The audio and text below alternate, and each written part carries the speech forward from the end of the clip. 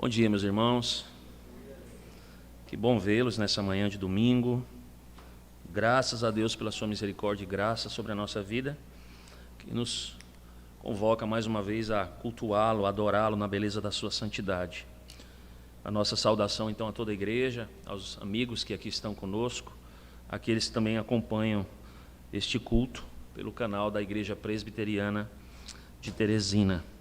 Meus irmãos, vamos abrir a palavra de Deus e vamos retornar às nossas exposições no livro do profeta Isaías, livro do profeta Isaías, lá no capítulo 40.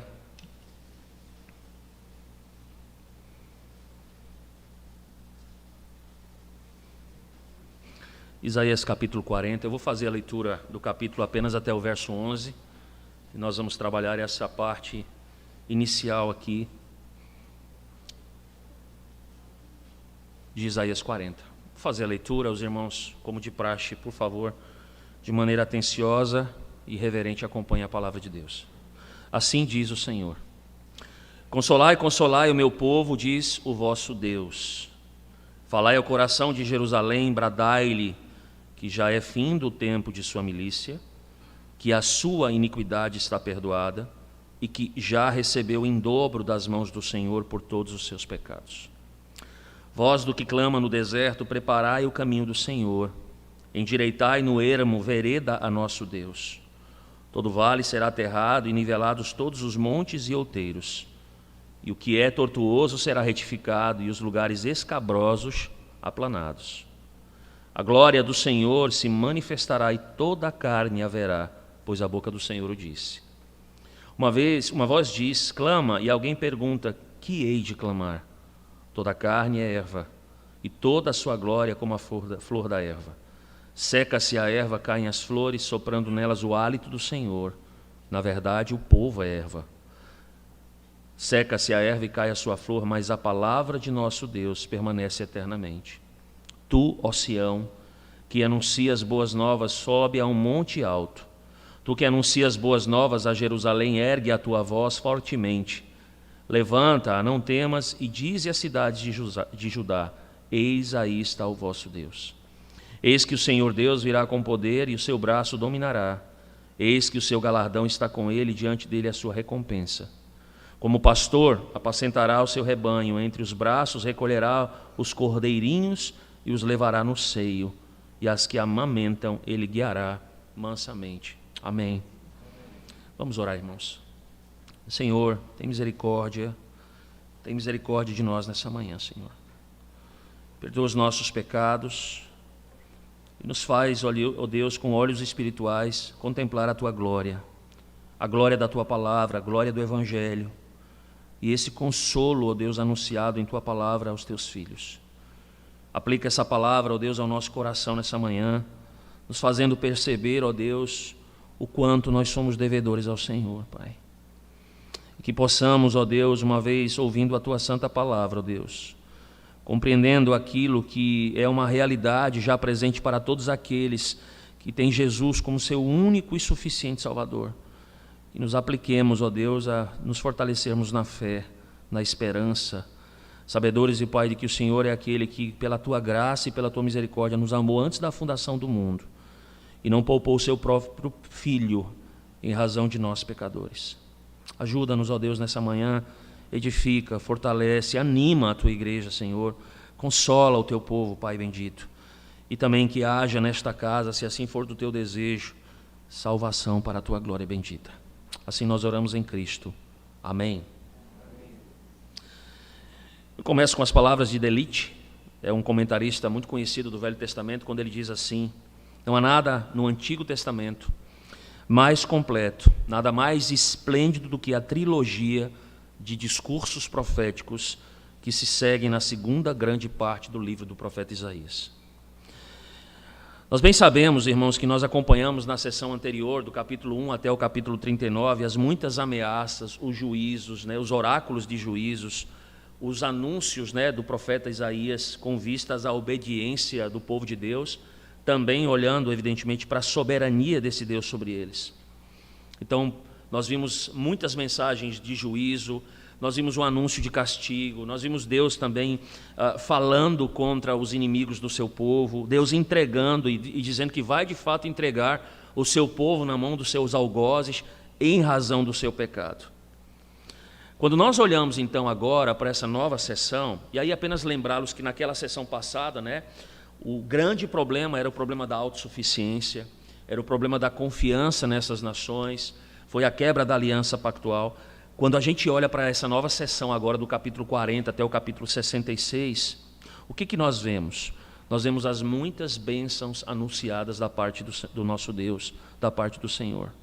Naquela primeira parte, tanto a aflição que se encontrava o povo de Deus por causa dos assírios, como a libertação deles de tal aflição, foram profetizadas.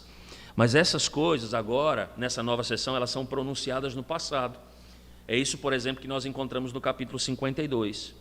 E agora, nessa nova sessão, nós temos a perspectiva do cativeiro babilônico que está à frente. E a libertação do povo desse cativeiro babilônico, que foi, evidentemente, um evento muito maior, de interesse muito maior, de interesse muito mais permanente, e amplamente predito pelos profetas do Senhor. Antes que Deus enviasse o seu povo ao cativeiro, então o que foi que ele fez? Ele os dotou, quase 100 anos antes, de preciosas promessas, para quando eles estivessem ali, eles pudessem se lembrar do próprio Deus. Não é porventura aquilo que nós vimos no Evangelho segundo João, quando Jesus está anunciando antecipadamente todas as coisas aos seus discípulos, de maneira que quando as coisas que se sucederem posteriormente com o próprio Cristo não os pegue desapercebidos, para que eles não sejam enfraquecidos na sua fé, da mesma forma que esse modo de operação do Senhor, ou seja, ele antevê essas questões, na verdade ele profetiza essas questões anteriormente para que eles estejam preparados, e para quando eles estiverem no cativeiro da Babilônia, eles saibam que o Senhor, de fato, ainda cumpre as suas promessas, o Senhor será de fato o consolo deles. E aí a gente pode imaginar, ao folhearmos esses demais capítulos, essa segunda parte, o quanto isso foi extremamente importante para eles nas dificuldades, no cativeiro. O quanto essas promessas anunciadas anteriormente foram promessas que sustentaram, que consolaram esse povo em suas dificuldades. Nós podemos imaginar quão difícil não foi aquela situação, quando o povo de Deus derramava as suas lágrimas junto aos rios da Babilônia. Mas, meus irmãos, essa verdade anunciada do capítulo 40 até o capítulo 66, ela é uma verdade ainda mais gloriosa, ela vai além dessas coisas. E nós vemos muitas informações acerca de Cristo, acerca da sua pessoa, acerca da sua graça, na parte anterior, na primeira parte do capítulo 1 ao capítulo 39. Mas da parte do capítulo 40 até o capítulo 66, nós vamos encontrar muito mais Cristo. Nós vamos falar sobre muito mais graça, sobre muito mais misericórdia, do favor de Deus para com o seu povo. E é interessante, irmãos, porque o Senhor então vai enviar essa mensagem, O Senhor ele vai resumir, inclusive, aquilo que a gente vai ver sendo cumprido lá no Novo Testamento, aqui no livro do profeta Isaías. Tanto é que quando a gente olha, a gente percebe muitas semelhanças. Por exemplo, essa segunda parte do livro, como é que ela começa? Ela começa dizendo, voz do que clama no deserto. Exatamente como começa o Evangelho segundo Mateus, quando vai falar sobre o ministério de João Batista, onde ele preparava, evidentemente, o ministério para o Senhor Jesus Cristo. E como é que esse livro conclui? No capítulo 66, verso 22, exatamente como conclui o Novo Testamento, falando sobre os novos céus e a nova terra. Então é exatamente isso que nós vamos ver ao longo desses capítulos 40 até o capítulo 66. Então qual seria, se nós tivéssemos que dar um grande tema para esses capítulos, qual seria? Ele não poderia ser outro, um tema já frequentemente abordado por Isaías ao longo também da sessão anterior. Qual é? A redenção de Israel. Esse seria o grande tema. E aí o pano de fundo imediato para nós é aquilo que acontece lá em 701 a.C., com essa devastação causada em Judá pelos assírios primeiramente. Veja, eles não conseguem dominar Jerusalém, eles não conseguem entrar em Jerusalém, eles são punidos pelo Senhor. Então esse é o pano de fundo inicial histórico, a terra está completamente devastada. E aí vem então a palavra profética com vistas ao que acontecerá no futuro. E aí uma das coisas que nós precisamos entender, como nós vamos citar muito a Babilônia ela foi escolhida pelo profeta Isaías como símbolo da cidade dos ímpios. como símbolo do mundo, o mundo caído, o mundo que está alheio de Deus. Da mesma maneira que Jerusalém e Sião, tantas vezes em seu pensamento, simbolizam a cidade de Deus, ou seja, o lugar da habitação de Deus com o seu povo. Então, esses capítulos eles podem ser divididos da seguinte maneira. Se você quiser tomar nota, fique à vontade. Primeiro, capítulo 40 até o capítulo 48. E aqui é impressionante, irmãos, como a gente tem essa construção, não é?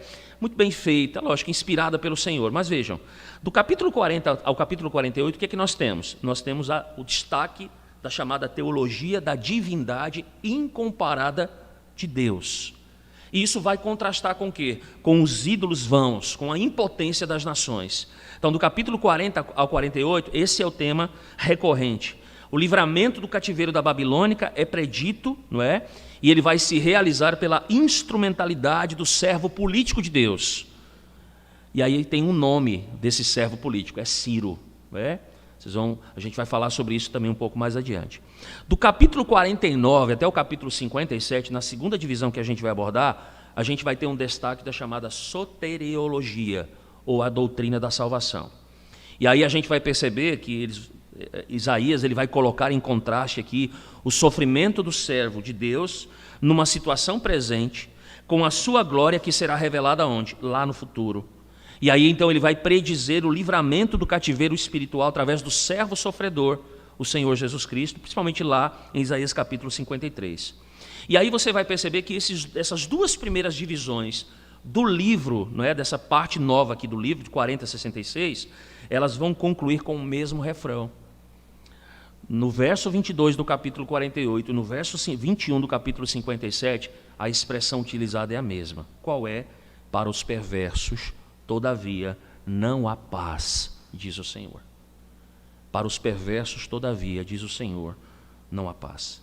E aí nós chegamos, então, ao capítulo 58, né, de 58 a 66, quando nós vamos descrever a escatologia profética, a doutrina dos últimos dias.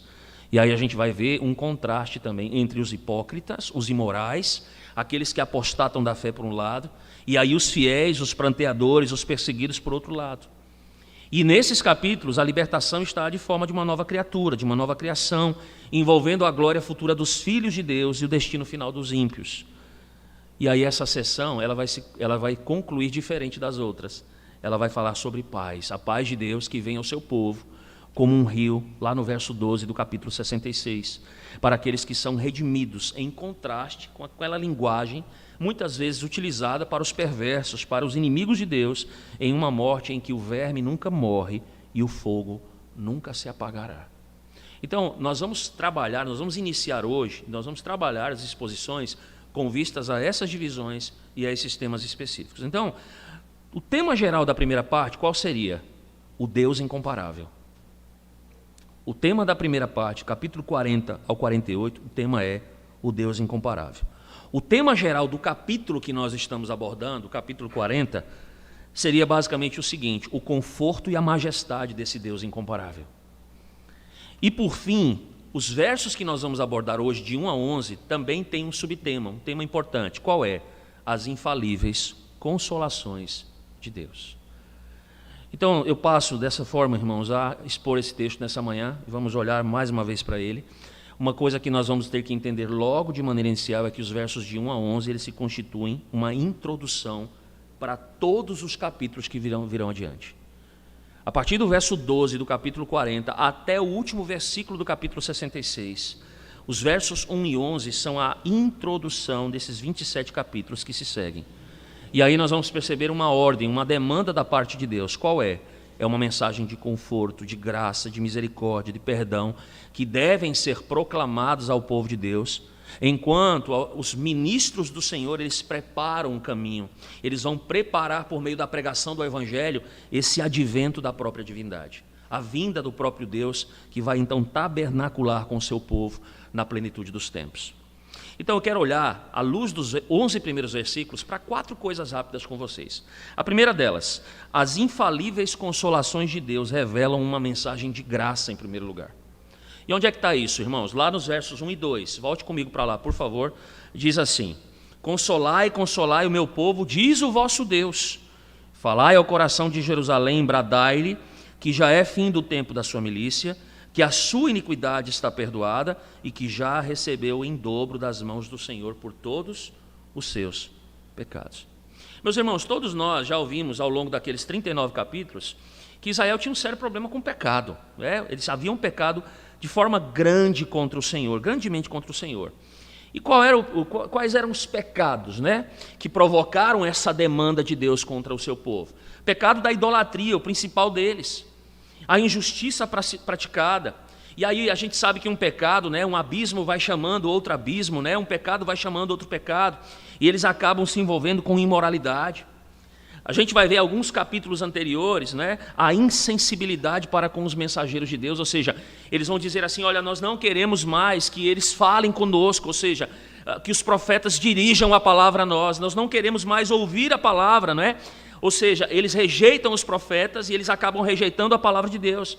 E aí, o que nós vimos? Que houve um rompimento de aliança, um rompimento pactual com o Senhor. Não foi Deus que rompeu a sua aliança, mas o povo determinado em seu pecado, ele rompe essa aliança pactual para com o Senhor. E isso é importante a gente entender por quê, irmãos? Porque logo nos 2 primeiros versículos, perceba, a linguagem aqui é a linguagem de aliança. Ela é uma linguagem pactual, não é? Veja, 2 expressões nos mostram exatamente isso, quando ele vai dizer assim, consolai o meu povo, ou seja, apesar do povo ter pecado contra o Senhor, ter se tornado um povo idólatra, ter quebrado a sua aliança, ter agido de maneira contrária à sua santa lei, porque o problema foi em relação à lei moral de Deus, o Senhor está dizendo, consolem o meu povo. Ou seja, é desejo do Senhor continuar com a sua aliança com esse povo. E aí Isaías vai dizer assim, diz o vosso Deus. A gente vai se lembrar aquela expressão, vocês são o meu povo e eu sou o vosso Deus. Relação pactual entre eles. Então, eles ainda eram o quê? O povo de Deus. Deus demonstra que ele ainda estava interessado neles, ele os amava, apesar dele ter disciplinado. O Senhor está dizendo, apesar disso, eu não vou quebrar a minha aliança, eu não vou abandoná-los. E aí Deus então vai fazer o quê? Ele vai expressar o seu amor gracioso, misericordioso para com eles, para com Israel. E aí ele vai se dirigir a eles. E aí você vai perceber que essa profecia então, essa profecia era uma profecia de libertação de um estado de angústia. Lembra, o contexto aqui é que está sendo profetizado lá o cativeiro babilônico. Então, o Deus está mandando uma mensagem profética, não é? Nesse estado, nesse contexto de angústia, de sofrimento, que ele teve início cerca de aproximadamente 100 anos depois da morte de Isaías. 100 anos depois, esse povo vai se encontrar nesse cativeiro. E aí, qual é a ideia que nós temos aqui? Que Isaías foi transportado em espírito, não é? Para a época que foi, inclusive, profetizada para ele antes. Se você olhar comigo o final do capítulo 39, o que ele vai dizer lá? Eis que virão dias em que tudo quanto houver na tua casa, na casa do rei Ezequias, o rei de Judá, com o que entesouraram os teus pais até o dia de hoje, será levado para a Babilônia. Não ficará coisa alguma, diz o Senhor, dos teus próprios filhos que tu gerares tomarão para que sejam eunucos no palácio do rei da Babilônia. Então, ele está olhando lá adiante, ele foi transportado lá adiante, mas não especificamente para o início desse cativeiro. Ele foi transportado exatamente para a hora e o momento da redenção do povo desse cativeiro. Ele vai mostrar através dessas palavras, ele está sofrendo, evidentemente, como um profeta, um ministro que prega a palavra, alguém que cumpre a vontade de Deus. Ele sofre juntamente com o povo, porque essas mesmas coisas às quais ele vai advertir o povo lá adiante são coisas concernentes até o seu próprio contexto temporal. Ele está vendo essas mesmas coisas acontecendo em seu próprio contexto temporal. Mas ele vai adverti-los, então ele está sofrendo com o povo, mas ele também tem um privilégio de fazer o quê? De proclamar libertação, dizer, a libertação para vocês está próxima. Então ele é levado em espírito a essa situação em que o cativeiro babilônico praticamente já estava o quê? Cessando. E agora, a esse povo que está em angústia, vem a mensagem de consolação da parte de Deus. E isso fica evidente, ele fala Judá como povo, e ele fala que ele é o vosso Deus. O Senhor, o que é que ele deseja aqui, irmãos? Renovar a sua adoção sobre Judá, o seu povo, mostrando mais uma vez que ele continua sendo o seu Deus. Portanto, ele dá a ordem. Qual é a ordem? Verso 1. Consolai, consolai o meu povo. E aí, irmãos, o verso 2, ele explica o que é consolar o povo. Olhem comigo lá, ele diz, falem ao coração de Jerusalém. Então, o verso 2, ele explica exatamente o verso 1.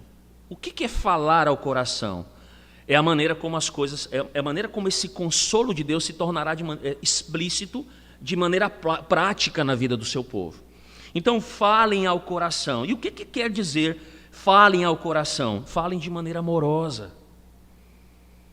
Amem o meu povo. Quando vocês proclamarem a palavra, falem ao coração. Amem o meu povo assim como eu os amo. Ou seja, falem em amor, falem em ternura. Mas, ao mesmo tempo, o intuito aqui é de animar. Animem o meu povo. Animem o meu povo. E aí, irmãos, para que a gente não crie aqui algumas coisas que são, às vezes, nos geram certos problemas. A gente pode pensar assim, pastor, então aquelas pregações em que o pastor bate na igreja, em que ele denuncia o pecado, será que isso... Então, Deus está falando aqui que tem que falar em amor. Não, quando a gente fala sobre pecado, não é que a gente não fala em amor. Não é? Quando a gente confronta pecado, não é que a gente não faz isso com ternura. Mas quando ele fala sobre animar, o ânimo, ele tem várias naturezas, irmãos. O ânimo, animar o povo, significa exortar o povo em seus pecados, para que ele tome consciência dos seus pecados e ele se arrependa e se volte para Deus. Quando ele fala em animar, e você vai ver que aqui existe uma linguagem acerca disso, né? Acerca do pecado do seu povo. Quando ele fala em animar, ele fala do ânimo de natureza afetiva. Por exemplo, nós temos um exemplo disso lá, quando José está prestes a morrer, né? Ele chama os irmãos, o que ele vai dizer? Ele vai animá-los de uma maneira afetiva, dizendo assim, olha, o mal que vocês intentaram contra mim, Deus transformou em quê? Em bem. E aí não se preocupem, porque enquanto eu estiver vivo, eu vou continuar cuidando de vocês. Percebem? Ele os animou de maneira também como? Afetiva. Ou o ânimo de maneira congratulatória, como Davi, por exemplo, quando sai da sua casa, ele vai às portas da cidade, animar e se congratular com o povo. Então, existem várias maneiras. A gente não pode se fixar em apenas uma, dizendo, olha, então Deus quer que você fale, o evangelho seja apenas proclamado dessa forma em amor, ou seja, não há nenhuma mensagem de confrontação, que é a mensagem que o mundo espera, né? Aquela mensagenzinha de água com açúcar. Não. O ânimo aqui, ele assume várias formas, mas em todas as formas, qual é o propósito de animar esse povo, meus irmãos? É levá-los efetivamente à fé. É fazer com que os olhos deles se voltem para a fé, até porque o povo de Deus não anda pelo que vê, mas pelo que crê. É fortalecer a fé, é guiá-los ao exercício de fé e confiança em Deus. Aí vem a pergunta para nós, vejam, a sequência é muito lógica, mas pastor, animá-los acerca de quê? E olha a graça de Deus aqui. Vejam comigo ainda a parte B do verso 2, olha lá. Aparecem aí 3 expressões que no verso 2, tá? E aí é a palavra ao coração do povo de maneira tríplice, é um sumário da mensagem de conforto. Primeira coisa, ele diz lá que é findo o tempo da sua milícia, ou seja, o tempo de aflição, o tempo de escravidão acabou. Acabou, irmãos. A situação, aquele duro trabalho realizado por eles como escravos, esse tempo ele foi contado e ele chegou ao seu apogeu, ele termina exatamente aqui. E aí apenas uma lembrança para vocês, uma lembrança para nós, não é? E muito prática para nós. Não foi a Assíria e não foi a Babilônia que provocou o exílio, irmãos. Quem provocou o exílio foi Israel, na sua relação com a lei moral de Deus. Percebem? A culpa do exílio não foi de Deus, embora Deus os enviou ao exílio para tratá-los, como a gente vai ver, mas a culpa do exílio não foi da Assíria que os levou, ou que os pressionou à porta de Jerusalém e devastou Judá, não foi da Babilônia que de fato os levou, assim como também lá no Egito, não. A culpa do exílio foi a relação insatisfatória de Israel com a lei moral de Deus. E aí isso nos faz entender, por exemplo, irmãos, o consolo que Deus oferece, ele não é um mero pagamento, como diz Calvino, pelo sofrimento injusto de Israel, mas ele é o resultado da graça imerecida de Deus. que Deus dá, irmãos, é graça, é favor imerecido. Ou seja, ele diz, a escravidão de vocês agora acabou. O tempo devido da escravidão cessou. A campanha terminou. E agora, qual é o intuito de Deus? Reconduzir esse povo de volta para onde? Para Jerusalém. Para ali o Senhor revigorá-los mais uma vez. É trazê-los de volta para casa, para a sua presença, para a sua comunhão, para revigorá-los.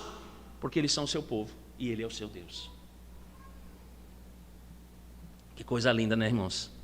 Aí a gente vai percebendo o quê? Não é a ação do homem, é a ação de quem? De Deus. É de Deus para o homem. Eles jamais poderiam fazer algo com esse intuito de se libertarem dessa escravidão. Eles não tinham poder para isso. Eles não tinham condição para isso. Deus fez. Mas vejam, eles não são animados acerca apenas disso. Veja a segunda. O segundo quê, no verso 2? Que a causa da aflição também foi removida. Veja lá, ele diz que a sua iniquidade foi o quê? Perdoada. Ou uma tradução melhor aí, que a iniquidade já foi o quê? Expiada. Expiada. Ou seja, o efeito cessou.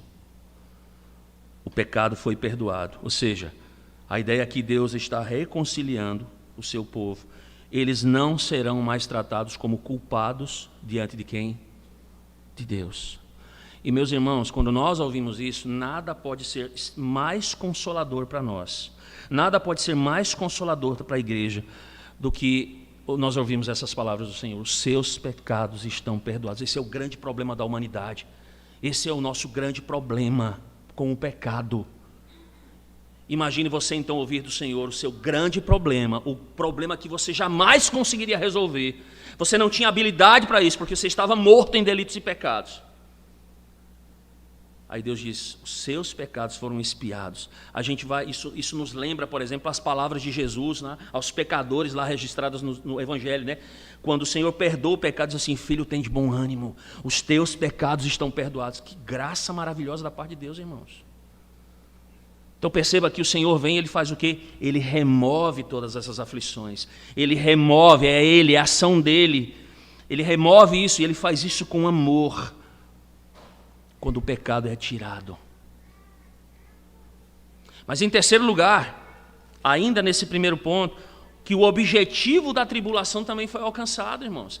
E olha que coisa fantástica para nós aqui, e vai nos fazer entender algo que muitas vezes nós não queremos compreender, que é o princípio da disciplina. Muitos de nós têm uma visão equivocada da disciplina.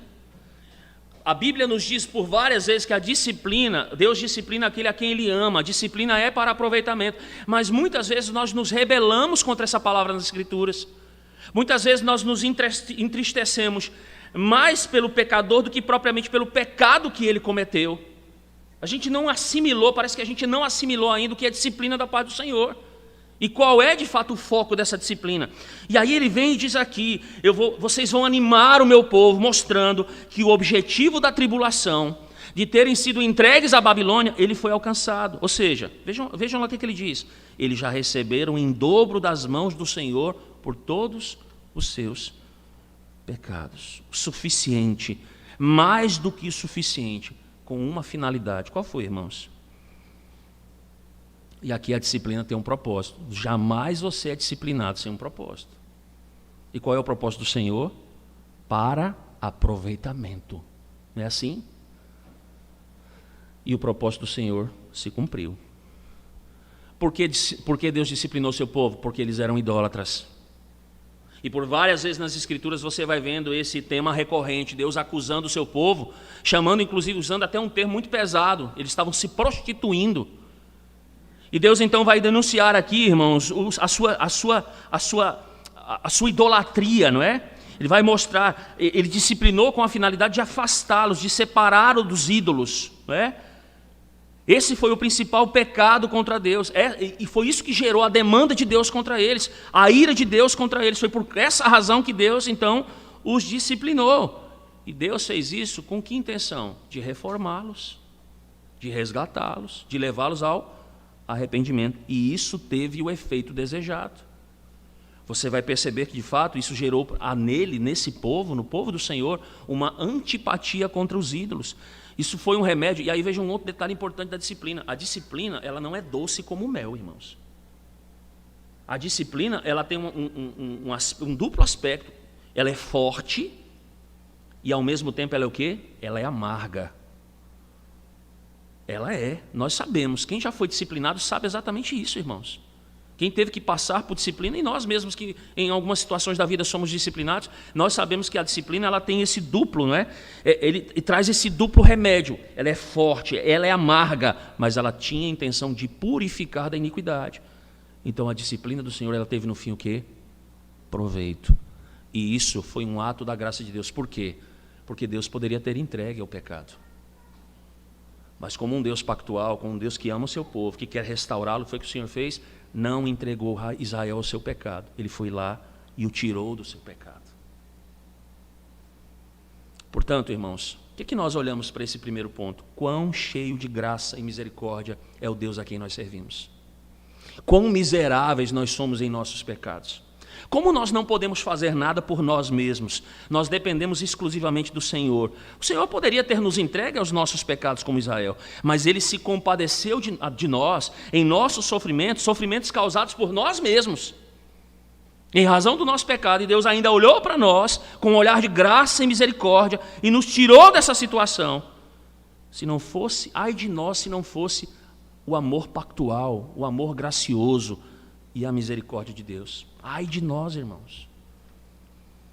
Então essa é a mensagem de consolo de Deus para o seu povo. Mas há um segundo detalhe nesse texto, irmãos. Está aí nos versos 3 a 5. E que nos leva ao segundo ponto, porque as infalíveis consolações de Deus revelam também uma mensagem de esperança, não apenas de graça, mas também de esperança.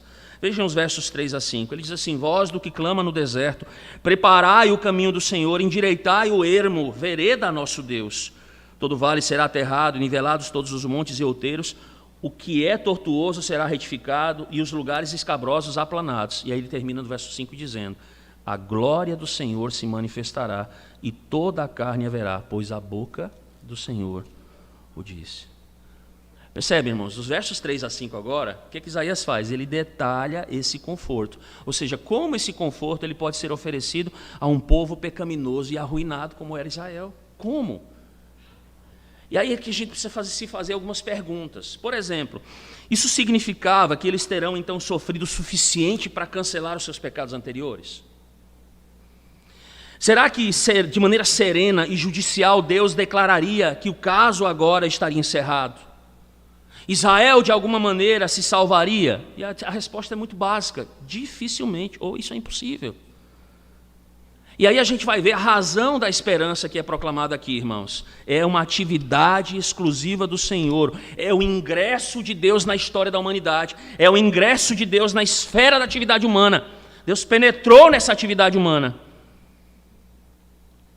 E tampouco Israel, nem qualquer outra agência humana seria a causa, então, desse conforto que está sendo estendido agora. Deus é a causa, ou seja, é a vinda de Deus, é a revelação dele na percepção humana, à humanidade. A única esperança de Israel é que Deus desate a história da humanidade. É por isso que no verso 3, o Senhor ele é anunciado de maneira figurada.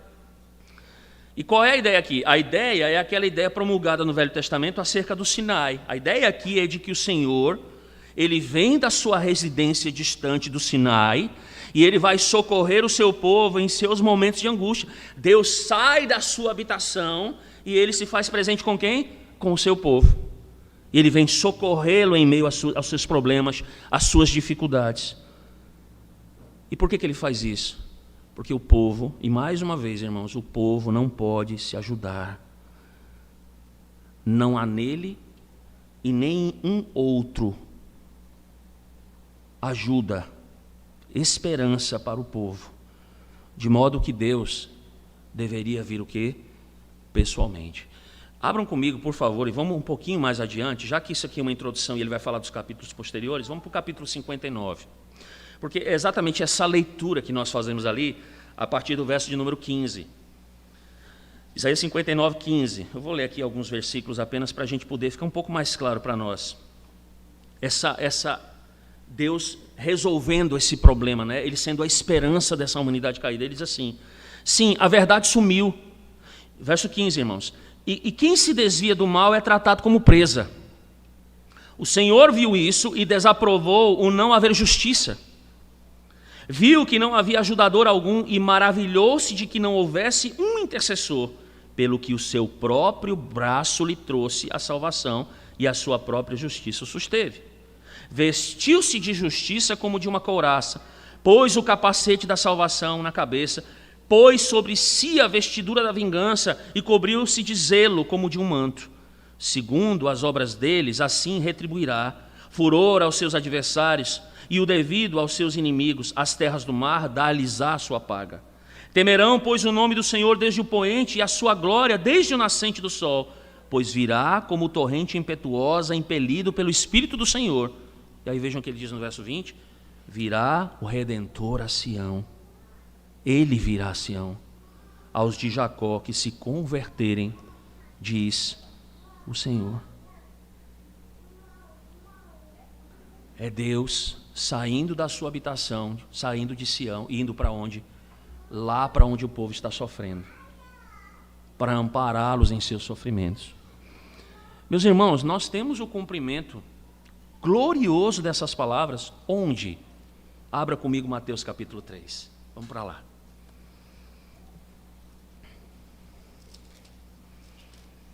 Mateus 3, versos de 1, me permitam fazer a leitura rapidamente aqui, de 1 a 6. Aqueles dias apareceu João Batista pregando no deserto da Judéia e dizia: arrependei-vos, porque está próximo o reino dos céus. Porque este é o referido por intermédio do profeta Isaías: vós do que clama no deserto, preparai o caminho do Senhor, endireitai as suas veredas. E diz o texto: usava João vestes de pelos de camelo e cinto de couro, e sua alimentação eram gafanhotos e mel silvestre. Então saíram a ter com ele Jerusalém, toda a Judéia e toda a circunvizinhança do Jordão, e eram por eles batizados no rio Jordão, confessando os seus pecados. Percebe, irmãos?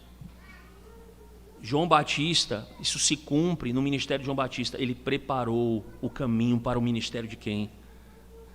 Desse Deus que se fez carne e habitou entre nós, que olhou para as angústias do seu povo, que olhou para a necessidade do seu povo, e ele sai da sua habitação celestial, ele assume a forma de servo, ele se humilha, à semelhança de carne humana, e ele vem para atender às necessidades do seu povo. Quando a gente olha para a história de Israel, principalmente na época de Jesus, Israel era o que, irmãos? Israel estava vivendo num deserto. E aí o que foi que aconteceu? Na plenitude dos tempos, Cristo veio. E quando ele veio, Jesus trouxe a glória de Deus. Não é o que diz João no capítulo 1, verso 14? Que o Filho de Deus, ele veio, ele habitou entre nós, cheio de graça e de verdade. E vimos a sua glória, glória como a do unigênito do Pai. Percebem, irmãos? Essa é a esperança que nós temos. A esperança, se ela estivesse posta em nós ou em qualquer outro, meus irmãos, o que seria de nós? Mas a nossa esperança está posta, a esperança da igreja, no Senhor. É Ele que vem, é Ele que age. Ele é a nossa esperança. Mas vejam, ainda há uma coisa que nós podemos fazer. Está no verso 4. Todo o vale será aterrado, nivelado, todos os montes e outeiros. O que é tortuoso será retificado e os lugares escabrosos serão o quê? Aplanados. Uma coisa o povo pode fazer, o que é, irmãos? Preparar o caminho para o rei que vem. Preparar esse caminho para o Senhor, para esse rei que vem. E aqui nós temos o que, irmãos? Aqui é uma linguagem da época, é um reflexo daquelas estradas que eram construídas para que esse rei que vinha em triunfo, ele passasse por essas estradas. Mas o que nos está sendo ensinado à luz dessa metáfora aqui, irmãos, é que em qualquer caso, ela fala de um ato de fé por parte do povo. Veja, aquele povo estava no cativeiro, aquele povo estava entristecido, aquele povo estava esmurecido.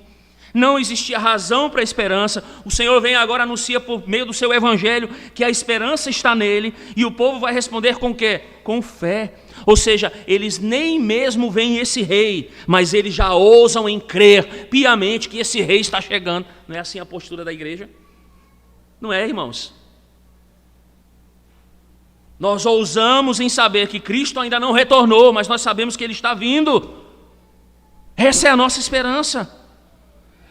Então aqueles que estavam ali paralisados pelo desânimo, agora eles são estimulados, eles são consolados, eles são animados a estarem proativos com vistas a essa esperança, aguardando em fé o Senhor, colocando a sua confiança no Senhor. Vejam, o verso 27 diz assim: porque, pois, dizes, ó Jacó, e falas, ó Israel, ou seja, o povo, o meu caminho está encoberto ao Senhor, o meu direito passa desapercebido do meu Deus. Ou seja, eles estavam desanimados, agora eles são animados, de paralisados, eles estão exercendo agora o quê? A sua fé, esperançosos no Senhor. E aí qual é o resultado disso, irmãos? Vejam comigo no verso 5. O resultado disso é que a glória de Deus, ela é o que? Manifestada. É a revelação da glória de Deus. E esse tema é extremamente importante, porque a revelação da glória de Deus, ela tem que ser considerada para nós um dos conceitos mais dominantes em toda a Escritura. Sempre você vai ver isso. E em Isaías não é diferente. Por 37 vezes a expressão glória do Senhor, ela é trabalhada aqui. 22 no Velho Testamento. O restante aqui no Novo Testamento, e 5 vezes só no capítulo 66, irmãos. E o que é essa glória de Deus, que tantas vezes é reiterada na Escritura? É nada mais, nada menos do que a manifestação da realidade absoluta de Deus. É a manifestação de quem Deus é. É Ele agora sendo revelado ao seu povo. E aí interessante, irmãos, porque aqui é exatamente um dos pontos nos quais mais nós pecamos. Quando nós tentamos, o homem tenta abrogar essa glória para ele, não é? Veja, a glória é exatamente o que? Essa experiência com Deus, é a manifestação dessa realidade absoluta de quem Deus é. E muitas vezes o que o homem faz? O grande pecado da humanidade consiste em quê? Em tomar essa glória para si. Que grande pecado é esse, irmãos? E aí a gente percebe como Isaías fala, principalmente depois do encontro que ele teve com o Senhor lá, relatado no capítulo 6. O temor, a reverência a Deus ali, não é? Quando ele olha a glória do Senhor Jesus, as suas vestimentas ali enchendo aquele templo, não é? O seu trono, descendo do seu trono. E aí Isaías, e que tem que ser a mesma experiência da igreja, né? Olhar isso como de maneira íntima, compreendendo, né? E entendendo, irmãos, que o povo de Deus participa sim dessa glória. Ele compreende essa revelação de quem Deus é, ele compreende essa revelação gloriosa. Mas vejam, irmãos, ele nutre a esperança da participação também dessa glória. E essa glória, e uma glória que Deus partilha, mas só existe uma única maneira de Deus partilhar a sua glória. Vá comigo para João capítulo 17, por favor.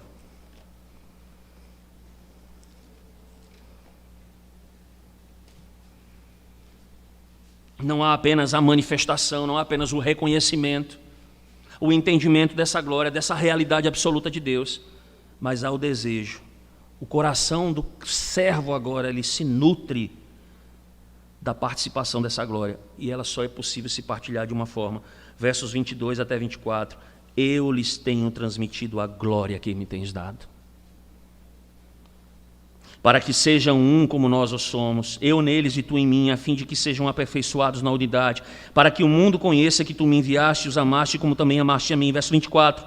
Pai, a minha vontade aqui onde eu estou, estejam também comigo os que me deste, para que vejam a minha glória que me conferiste, porque me amaste antes da fundação do mundo. Mas o verso 22 diz, eu lhes tenho transmitido a glória que me tens dado. Percebe? É o entendimento dessa glória, da revelação dessa glória, da manifestação dessa glória, é o partilhar dessa glória. Porém, em Cristo.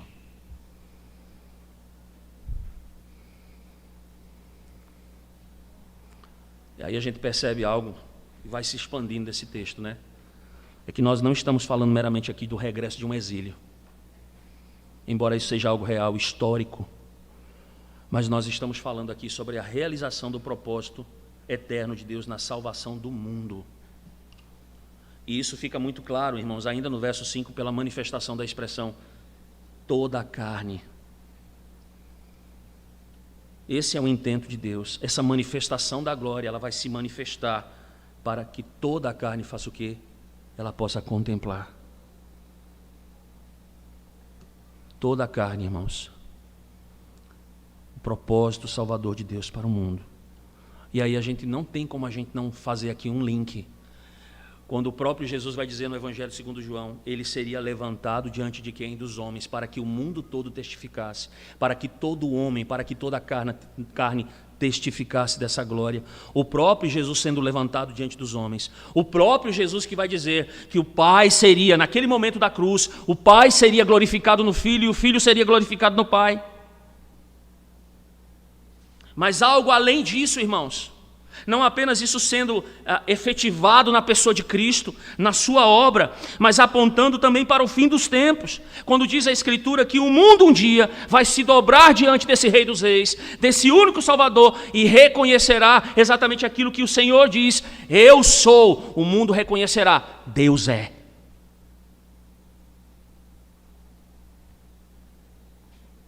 Todo joelho, toda língua, toda tribo, toda nação vai fazer o quê? Vai se dobrar diante da manifestação da glória desse Deus.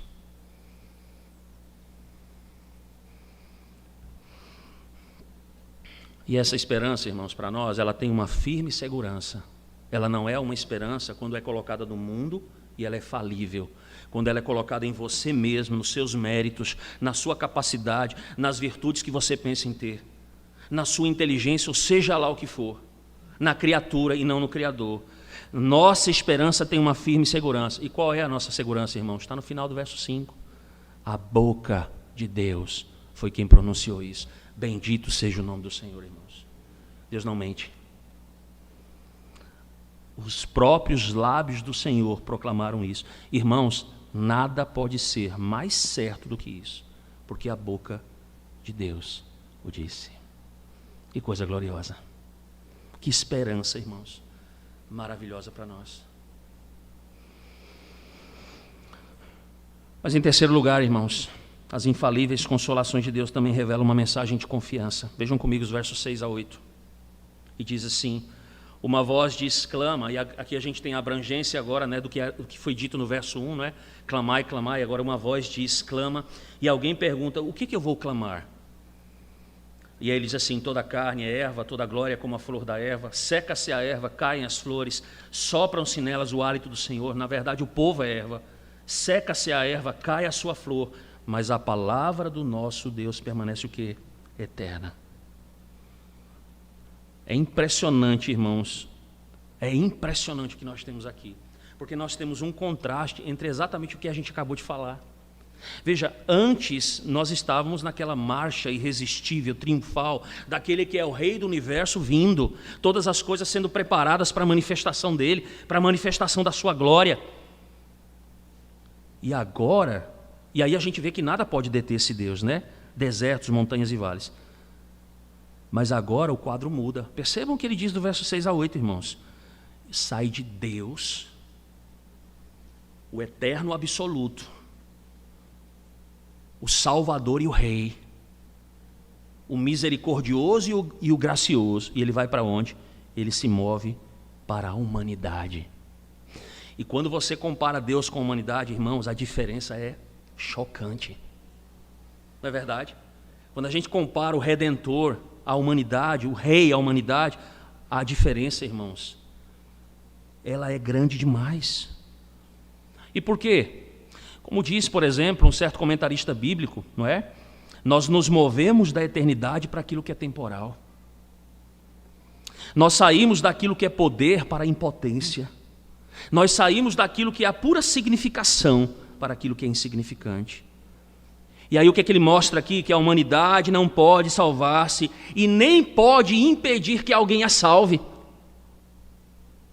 E aqui a gente vai se lembrar de uma doutrina extremamente importante para nós presbiterianos. Qual é?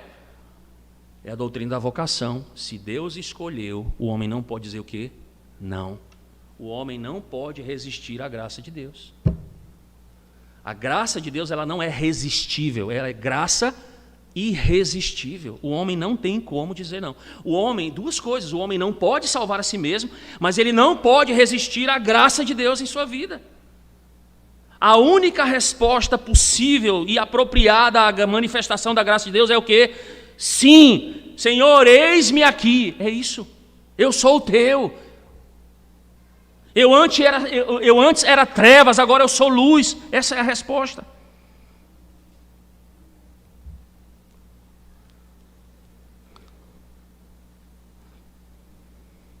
E qual seria o melhor quadro para mostrar isso, irmãos? A erva. E por que a erva, irmãos? Porque ela cresce e ela murcha num instante. Naquela região, uma erva, a grama, por exemplo, por causa de um vento, não é? Ela secava em 48 horas. Aquilo que era verde se tornava seco em 48 horas. E essa mensagem era importante quando ele usa, não é? Essa linguagem aqui, por quê, irmãos?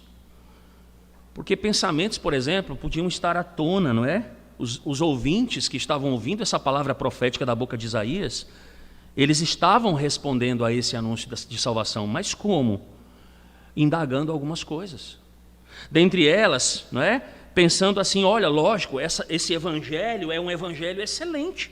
Não é assim que o mundo pensa? O evangelho é tão lindo. Mas como é possível que Deus nos liberte, por exemplo, do poder dos nossos inimigos, das grandes potências proeminentes desse mundo, dos dominadores desse mundo? Como é possível que Deus faça isso? Principalmente quando eles olhavam ao seu redor, eles olhavam Jerusalém e toda a Judéia completamente devastada, a cidade de Jerusalém destruída, o templo destruído. Como é possível que Deus, estas palavras tão belas, mas como é possível que Deus nos livre?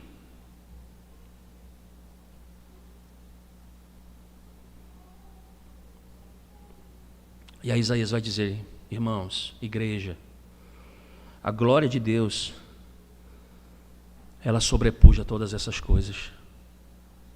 A glória de Deus, para vocês, ela não tem aparência quando comparada à glória das nações. Lá no capítulo 30 nós vimos essa postura do povo de Deus.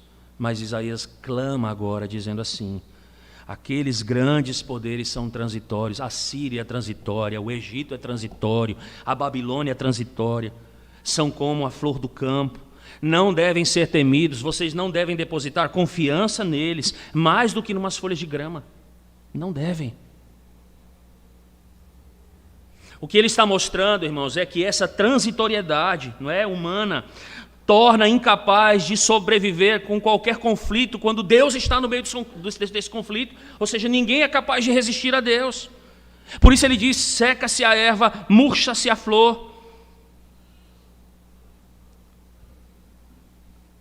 Mas não em razão do vento lá, mas em razão do hálito de Deus. E a palavra utilizada aqui é importante para a gente entender. Algo também importante, a palavra é a palavra espírito, a palavra vento, a palavra ruá. E o que é que ele deseja mostrar com isso, irmãos? Que Deus estava presente quando ele criou o mundo. Gênesis capítulo 1, verso 2, o Espírito de Deus pairava por sobre a face do abismo. Mas também que é por intermédio desse Espírito que a sua realidade agora está presente no meio do seu povo, pondo fim a todas as nossas pretensões arrogantes humanas.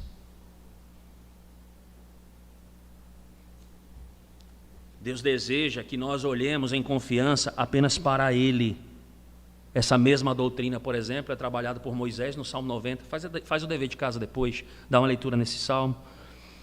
Ou no Salmo 130, ele vai reproduzir exatamente essa perspectiva da relva, da transitoriedade humana. Ou o próprio Pedro se apoderando aqui dessas palavras, quando ele vai mostrar exatamente isso lá em 1 Pedro, no capítulo 1, versos 22 a 25. E aí ele mostrando então que nós devemos permanecer em confiança, nós devemos permanecer no Senhor por meio da sua lei, por meio do amor, que é exatamente o que Cristo vai dizer lá em João.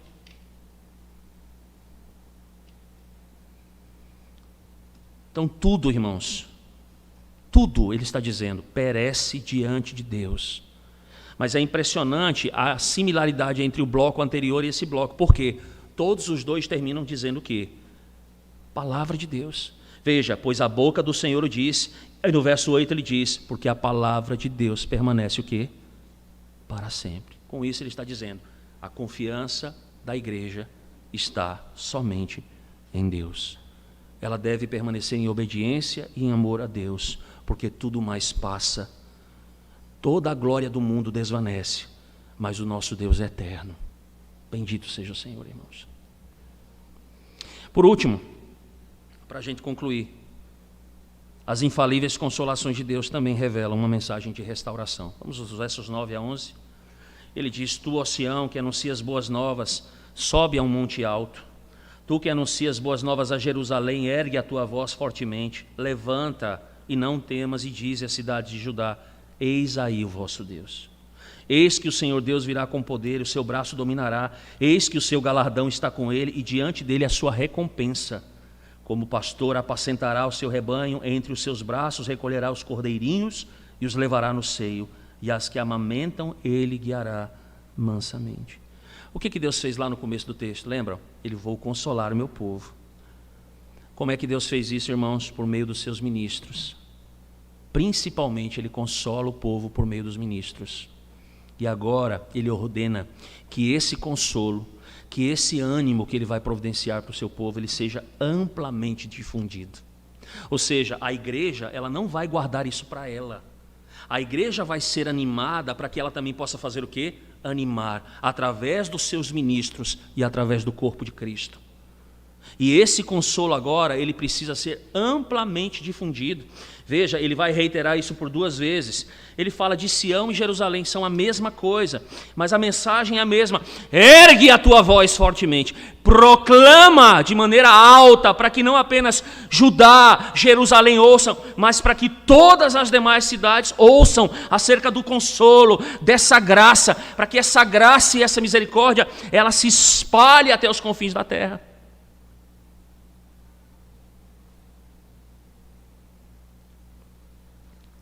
Por isso que ele diz, falem em alta voz, falem para que isso possa ser ouvido. E aí a gente vai se lembrar, permaneçam, não saiam de Jerusalém, vai descer poder sobre vós, e sereis minhas testemunhas tanto em Jerusalém, Judéia, Samaria, até os confins da terra. Proclamem. Eis que vem uma mensagem de esperança, de restauração, na mensagem de boas novas, irmãos.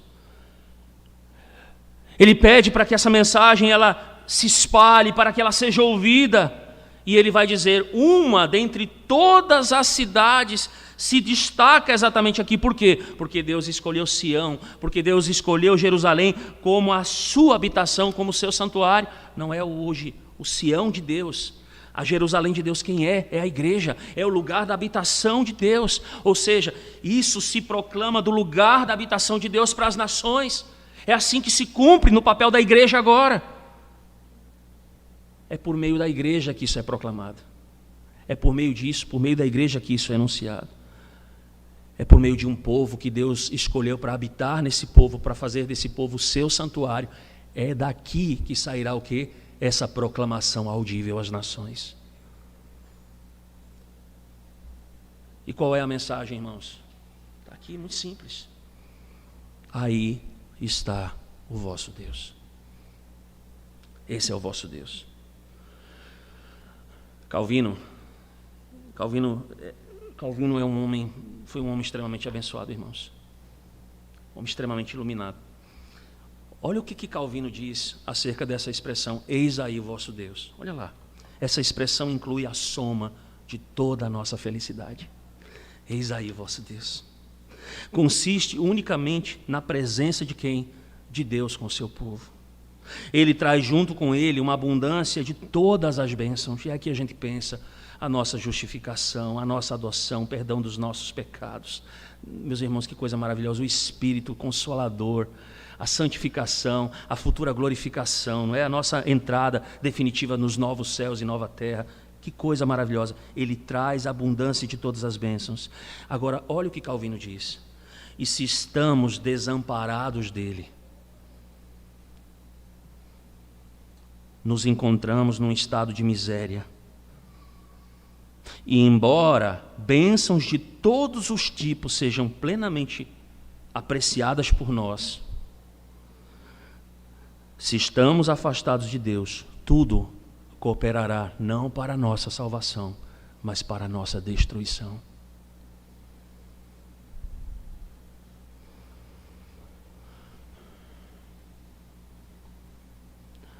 Como o Evangelho precisa ser encarado com seriedade, né?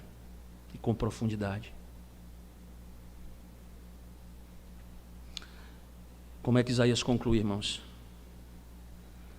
Ele mostra que esta restauração consiste de duas coisas.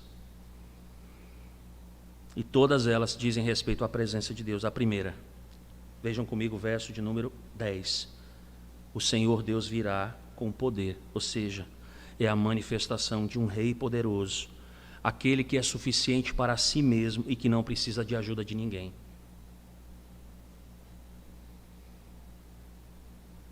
Somente ele é chamado de Yahvé, Senhor Deus. Ele virá com poder. Ele vai estender o seu braço. O braço aqui é uma metáfora para o poder de Deus, né? Então alguns pensam, por exemplo, que Deus está dormindo, que Deus criou a humanidade, se foi, fez como com um relógio de corda e entregou a humanidade a si mesma. Não. Alguns acham então que o Senhor está dormindo, que o seu braço está dormindo. Mas ele está dizendo, esse rei vem com o seu braço estendido, ele vai manifestar o seu poder real, ele virá como conquistador sobre os seus inimigos, ele trará consigo a restauração para o seu povo e ele retribuirá de graça a paga daqueles que foram fiéis a ele, os seus justos.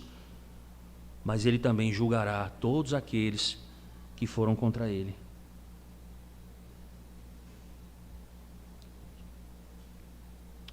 A restauração se dará com a vinda do Rei dos Reis. A restauração definitiva do Senhor dos Senhores. Todos se dobrarão diante dele e os seus inimigos definitivamente estarão debaixo do estrado dos seus pés. Como diz o Salmo 2, ele tem o cetro na sua mão. Ele reina. Mas não apenas isso, irmãos, e concluindo, ele também virá como pastor que apacenta o seu rebanho. A restauração consiste da vinda definitiva desse pastor. Ele já veio, isso já foi cumprido em Jesus, mas ele ainda virá. Ele é o grande pastor do seu rebanho. Diz aí no verso de número 11, então, como pastor ele vai apacentar o seu rebanho. Entre os seus braços vai recolher os cordeirinhos, vai levá-los no seu seio, e as que amamentam ele guiará mansamente. O que isso diz respeito? Naquele contexto específico, quando o povo voltava para Canaã, o Senhor daria a eles todo o cuidado, ou seja, o amor expresso de Deus ali seria como um amor de um pastor para suas ovelhas. Mas é lógico que a gente não pode deixar de pensar e aplicar isso, irmãos, não apenas a esse contexto em que Deus de fato dispensaria, não é, todos os seus cuidados e favores aos exilados que estariam voltando. A gente vê isso no capítulo 49, capítulo 55. Mas mais do que isso, em sua função de pastor, irmãos, ele daria atenção especial àqueles que são fracos. Veja o que o texto diz, ele tomaria em seus braços os cordeiros recém-nascidos. E ainda, né, aqueles que ainda não conseguem acompanhar o passo do rebanho, ele carregaria no seu seio. A ideia aqui é de um pano que é dobrado para fazer uma espécie de uma bolsa, não é? E aí você carrega exatamente essa ovelha aqui nessa bolsa, para que você possa carregá-la mesmo quando ela não consegue andar. Ele não irá poupar, mas ele vai despender todos os seus esforços, ele vai guiá-las carinhosamente. O Senhor vai cercar o seu povo com cuidado, extremamente amoroso. É exatamente o que nos diz, por exemplo, no Velho Testamento, o Salmo 23. O Senhor é o meu pastor e ele não me faltará. Mas não há como lembrarmos desse rei e não há como falarmos de pastor sem falarmos de Cristo, irmãos. Não há. O rei dos judeus. É interessante, quando Jesus estava morrendo, né, estava sendo julgado, na verdade, no dia do seu julgamento, Pilatos, investigando acerca de Jesus, ele vai dizer, olha, eu não achei nada que possa incriminar esse homem. Eis aí o vosso rei. Olha a expressão, irmãos. Eis aí o vosso rei, ele diz à multidão. E o que foi que a multidão disse? Nós não queremos esse rei, nós queremos um homicida. Solte Barrabás, crucifique o rei. E quando ele é crucificado, o que dizia aquela placa lá? Rei dos judeus.